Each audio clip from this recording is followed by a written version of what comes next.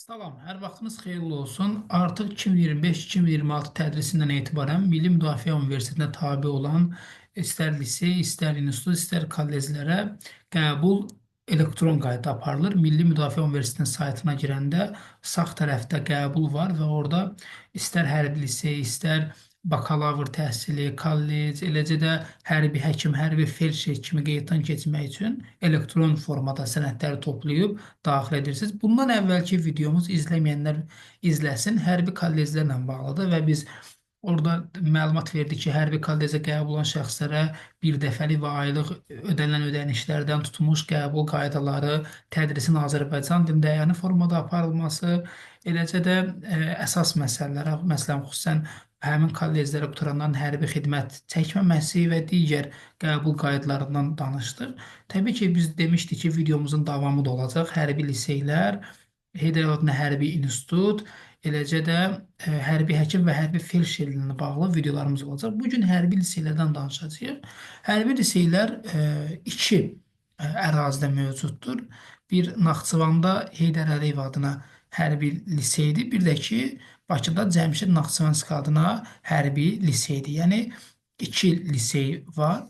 Çox adam ümumiyyətlə Heydər Əliyev adına hərbi liseyin mən müşahidələrindən görürəm ki, məlumatı azdır, amma yəni ancaq Cəmşid Naxçıvanski bilir, amma nəzərinizdə olsun ki, Naxçıvanda Heydər Əliyev adına hərbi lisey var. Yəni bu məlumatı da bilməniz vacibdir. Davam edək, dəyərli yoldaşlar. Ümumi məlumatdan başlayaq. Yəni, ümumi məlumat verim ki, hərbi liseyin təhsil müddəti 2 ildir. Bu il qəbul qaydalarına dəyişik olun və əvvəl orada fizika, kimya, riyaziyyat, müəyyən fənlərdən imtahan verirdiniz və lap əvvəllər müəyyən siniflər vardı ki, aşağı siniflərdən də olurdu, amma bu il elə olmayacaq. Bu il qəbul buraxılış imtahanı iləndir. Yəni 9 illik buraxılış imtahanına aparılır. 3 fəndən Azərbaycan dili, xarici, riyaziyyat və kimlər qəbullar? Cari ilə ümumi təhsil müəssisələrində orta təhsil səviyyəsini bitirmiş. Ümumi təhsil müəssisələrində orta təhsil səviyyəsi deyərkən, yəni 9-cu sinifi bu il bitirmiş. Deməli, hərbi liseyə nə olur? 9-u bitirənlər. Və qəbul ilində, siz məsələn 2025-ci ildə qəbul olursunuzsa, bax bu 2025-ci ildə 15 yaşınız tamam olmalıdır. 16 yaş, 17 yaşınız isə tamam olmamalıdır. Yəni 15-17 aralığında olan yaşdır. Azərbaycan vətəndaşı olmalısınız, yəni xarici vətəndaş olmaz. Həmçinin kişi cinsli olmalısınız. Yəni xanımlar bura verə bilməzlər. Yadınızdadsa kollecdə də bir sözü demişdik. Azərbaycan vətəndaşı sadəcə xanımlar olmazdı, ancaq kişilər. Tədris Azərbaycan dilindədir. Siz rus sektorunu bitirmisinizsə, burada oxuya bilərsiniz, amma tədrisiniz Azərbaycan dilində olacaq və təhsil əyani formadadır. Siz bu videonu 2027-2028-də də izləyə bilərsiniz, amma 2025-2026 tədris ili üçün hərbi kollecə sənəd qəbulu 3 martdan 30 maya qədərdir. Təsəvvür edin, bu qədər uzun müddət, 3 ay müddətə müəyyən sənədləri toplamaq üçün sizə vaxt verir. Ümumiyyətlə, əksər qəbullarda belə bu qədər uzun vaxt olmur. Yəni, çox sağ olsunlar ki, Milli Müdafiə Universitetinin rəhbərliyi, bu işləmək olanlar bu qədər sizin üçün şans və vaxt təyin edir. Dəyərli yoldaşlar, hərbi kollecdə təhsil alan kursant, biz normalda buna mülki həyatda tələbə deyirik, amma hərbidə bu kursant gedir. Bunlara bir dəfəlik və aylıq ödəmələr verilir. Bir dəfəlik, yəni bir dəfə verilir, qəbul olundu. 300 manat bir dəfəlik ödəniş alırsınız, 50 manat hər ay təqaüd alırsınız, hər ay bu verilir sizə. 100 manat da ailə üzvlərinizə maddi yardım, təsəvvür edin, valideyniniz bu 100 manatı sizin sayənizdə alacaq. Siz hələ 15 yaşınız var, valideyn artıq indidən oğul qazancı yeməyə başlayacaq. Və 100 manat məbləğində hesaba yığılan ödəniş. Bu nədir? Bununla bağlı biz dəyərli təhsil ekspertimiz Vüsət müəllim Əzizovla da söhbət elədik. Bu deməli bu şəkildədir ki, siz 2 il təhsil alırsınız və biz nəzərə alsaq ki, 2 ildə də 1 ildə 12 ay var və 2 ildə də 24 ay eləyir. Yəni siz kolleci, hərbi liseyi, üzr istəyirəm, hərbi liseyi bitirəndə artıq 24-də 100 vuranda 2400 manatda bir dəfəlik pul alacaqsınız. Yəni bu yığılır, axırda sizə verilir. 2 liseyi bitirəndən sonra alırsınız bunu. Deməli 50 manat sizə hər ay verilir təqaüd. 100 manat ailə üzərinizə maddi yardım olunur və hər ay olunur. Və 100 manat da sonda bitirəndə liseyi artıq 2400 manatı da alacaqsınız. Bu 300 manat da bir dəfəlikdir. Yəni əslində bu məbləğlərə baxanda düzdür, hərbi kollec institutda daha yüksəkdir. Amma liseydə də belə baxanda, yəni çox yəni normal məbləğdir. Siz mülkidə hər hansı bir kollecə qəbul oluna bəyən bu qədər məbləğ alırsınız, yox almırsınız. Amma burada bu məbləği alırsınız. Yer gəlmişkən bu laf insan şəklinə oxşadı, təsadüfi çəkdim. Və onu deyim ki, burada təhsil təbii ki, pulsuzdur. Yəni heç bir ödəniş ödəmirsiniz. Əksinə bax görürsüz bu məbləğlər sizə ödənilir. Oxumağa dəyər məncə, dəyər. Həm karyeranızı hərbi üzrə qurursunuz, həm sizin gələcək maaş təminatınız, həm də şərəfli bir işə addım atırsınız. Vətənin keşiyini çəkirsiniz və bundan da əlavə olaraq sizin təminatınız da yüksək səviyyədə ödənilir. Dəyərli yoldaşlar, hərbi liseylərə qəbul üçün müvafiq tədris ilində ümumi orta dedik, bayaq dedik, nədir? 9 illik. Ümumi orta təhsil səviyyəsi üzrə buraxılış imtahanı verən abituriyentlər olur və bunlar əldə etdiyi nəticəyə əsasən, əldə etdiyi nəticə nədir? Buraxılış imtahanının nəticəsi. Buraxılış imtahanında 3 fəndən olur. Azərbaycan dili, riyaziyyat, eləcə də xarici dil. Bu rus dili ola bilər, ingilis dili ola bilər və sizin seçdiyiniz xarici dildən asılıdır. Hərbi liseylərə qəbul balı nə qədərdir minimum? Keçid balı göstərilmir. Ə, Nəyə görə göstərilmir? Çünki qəbul ilində təhsil müəssisələrinin ehtiyacına uyğun olaraq qəbul balı dəyişə bilər. Yəni bu 50 də ola bilər, 70 də ola bilər, hətta daha aşağı da ola bilər, yuxarı da ola bilər. Çünki müəyyən plan yeri ayrılır. Məsələn deyirəm, bu dəqiq deyil.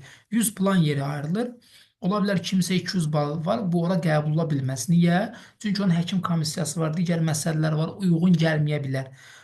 200 qəbul olmayanda təbii ki, onun yerini daha aşağı bal tutur. Yəni, məsələn, 100 plan yeri ayrılıbsa, ən çox yəni yuxarıdan başlayaraq, təbii ki, burada bütün şərtləri ödəyən, təkcə bal toplayan yox, sağlamlıq komissiyasına keçən və s. Ən yüksək baldan etibarən başlayırlar, götürürlər və 100-cü adam bal olur, keçid balı. Yoldaşlar, hərbi liseydən məzun olmuş. Baxın, hərbi liseydən oxuyan yoxa məzun olan kursant ali və orta ixtisas təhsil müəssisələrinə, təbii ki, indi bizdə Heydər Əliyev adına hərbi institut var, bir də hərbi kollec var. Bura qəbul olunduqda qəbul balı və öz istəyi nəzərə alınır. O Türkiyədə, İtaliyada, Koreyada, həmçinin Rusiyada hərbi təhsil müəssisəsində təhsilini davam etdirə bilər. Yəni təsəvvür etsən də xaricdə təhsilinizi davam etdirə bilərsiniz. Yəni bu hərbi təhsilin xaricdə davam etdirilməsi də özü də müəyyən qədər sizə böyük bir təcrübələr qazandıra bilər.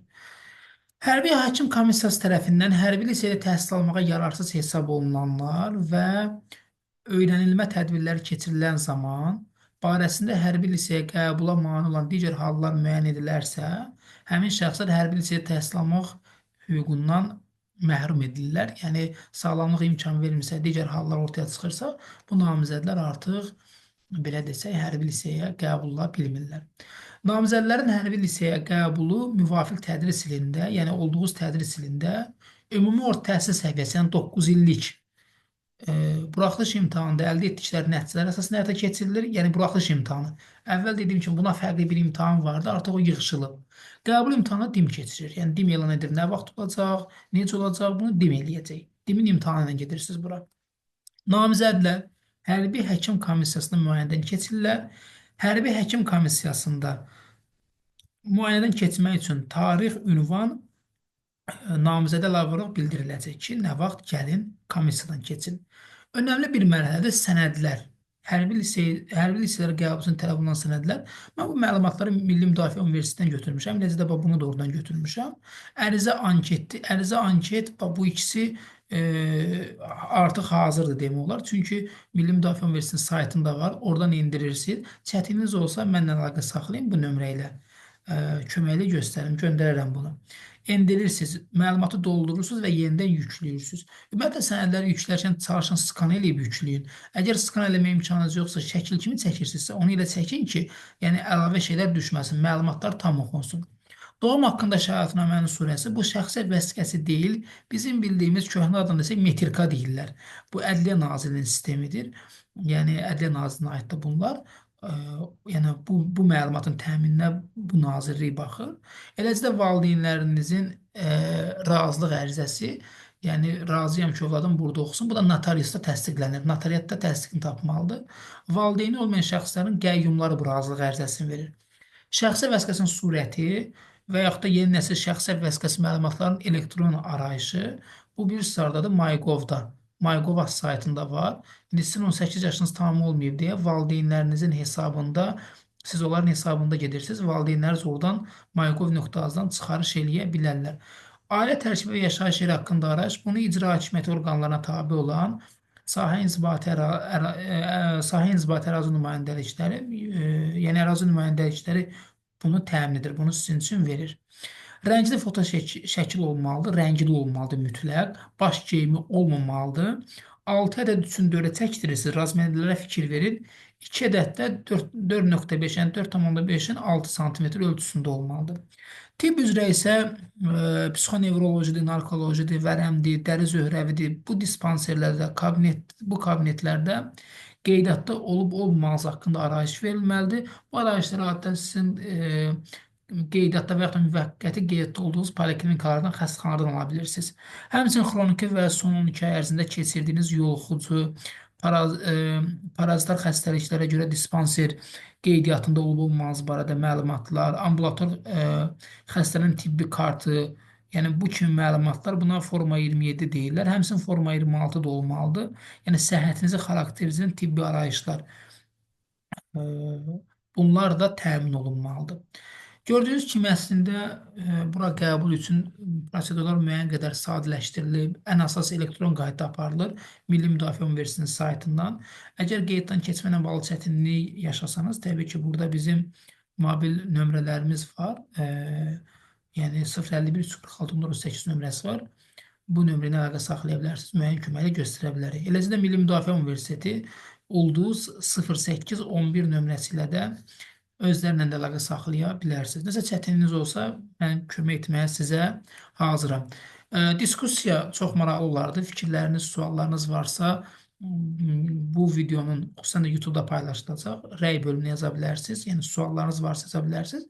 Müəyyən məsləhətlər də istəsəniz, rəydə yazın ki, növbəti mən belə desək, izahlarımda, video izahlarımda səsləndirim. Ümid edirəm ki, sizin üçün faydalı oldu. Faydalı oldusa kanalı bəyənək, videonu bəyənək, kanalı izləyək, eləcə də paylaşaq ki, digər yoldaşlarımız üçün də faydalı olsun. Uğurlar, minnətdaram. Düşünürəm ki, sizin üçün hələ daha davamlı videolar olacaq. Dediyim kimi, hərbi institut, eləcə də orada qaldı hərbi həkim, hərbi felçer. Bunların da izahların növbəti videolarda gözləyin, yükləyəcəm. Sağ olun.